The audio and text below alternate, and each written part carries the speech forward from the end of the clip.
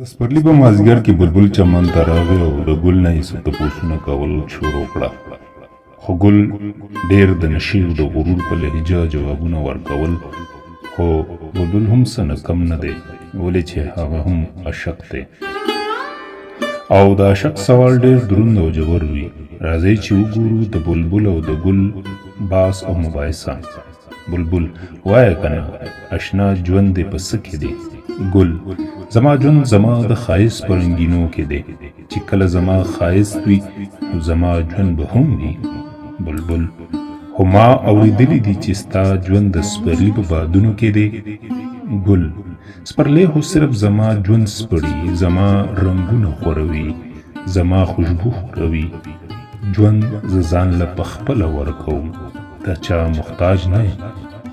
بلبل: محتاج خو یې، ځکه چې سپرلی راشي نو ته را ژوندی شي. بې د سپرلي ستا ژوند نه وي، او که وي هم خو د خاورو په سینه کې وي. صرف سپرلی دی چې د دغې سینې نه دی ګل کړي، بهر دی کړي.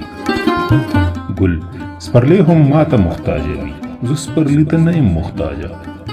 بلبل: داسې نه ده، ته سپرلي ته محتاج یې، ځکه چې کله ته غوټۍ نو هېڅ نه یې، خو چې سپرلی راشي نو ته د غوټۍ نه ګل شي. ولې چې د سپرلي په بادونو کې ستا د ژوند ساه پټوي، هغه ساه د کوم ساه په وجه چې ته ژوند تېروې د چمن په کور کې د ګلونو غېږه کې. ګل: که هر څه دي، خو زه د چا احسان په ځان نه منم، خو منم نو صرف او صرف د خپل ښایست احسان. بلبل: ځکه خو دې د خزان بادونه دا ته غرور نشه ماتوي. احسان فراموشي نه ده پکار ګله، بلکې احسان مندي پکار ده، لکه څنګه چې زه ستا احسان من یم.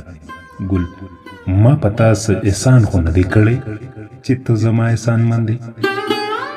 بلبل: تا کړی دی احسان په ما ګله، خو تا ته پته ځکه نشته چې ته د خپل حسن جمال په مغرورو ماڼو کې اوسې.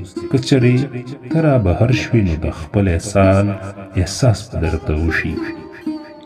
ګل: څه مطلب؟ بلبل: مطلب دا چې تو حسین یې او زه حسن پرست، ته زما لیلا او زه ستا مجنون، تو زما معشوقه او زه ستا عاشق، خو ته د ځانه بې خبره یې، ځکه خو زما د مینې احساس نشي کولی.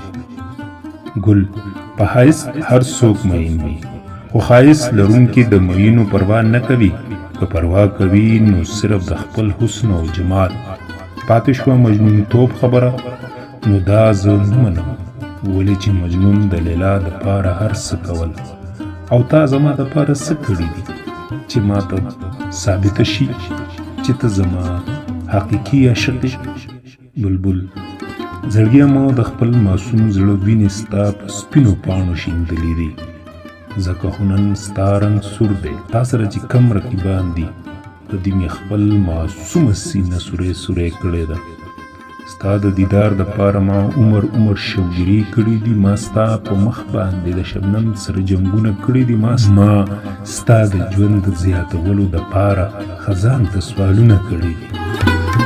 تا ته زه ساتلو دپاره ما د سحر نسیم ته جولۍ غوړولې ده، ستا د خوشحالۍ ساتلو دپاره ما د ورځې هوا ته فریادونه کړي دي، ما ستا رنګ نه بدلېدو دپاره نمر ته ژړاګانې کړي دي، ما ستا د ژوندي ساتلو دپاره دې خړو خاورو ته مینتونه کړي، زارۍ کړي، او لا تر اوسه لګیا یم ته هر څه کوم او په ځان هر قسمه سخته برداشت کوم.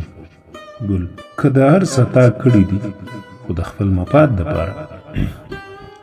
بلبل: د یو عاشق مفاد به د خپلې معشوقې نه څه وي، صرف دیدن وي، د مینې محبت خوږې یو څو خبرې به وي، خو دا مفاد نه دي ګله، دا حق دی د یو عاشق دپاره، او دا فرض وي د عاشق په معشوقه، قلم وي په معشوقه، چې دا به خامخا کوي معشوقه د خپل عاشق سره. ګل: خو تش په دیدن او په خبرو مینه نه کېږي. بلبل: اشنا تا ته څه پته ده چې د یو عاشق دپاره دیدن څومره اهمیت لري، او بیا چې د ورسره جانان په سمه خوله خبرې کړي نو داسې شي لکه په سپینو زرو کې سره زر